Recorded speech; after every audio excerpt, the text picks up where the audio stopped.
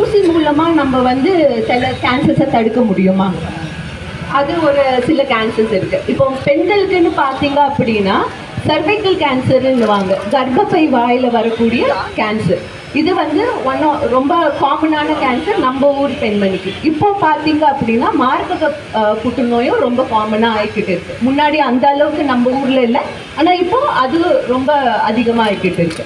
இதில் அந்த சர்வைக்கல் கேன்சர்ன்ற கேன்சரை வந்து நம்ம ஊசி மூலமாக 95% 95 to 99% தடுக்க முடியும்.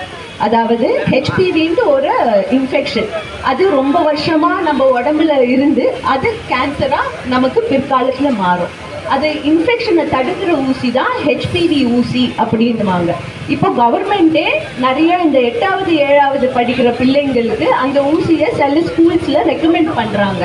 அந்த மாதிரி ஹெச்பிவி ஊசி வந்து நம்மளோட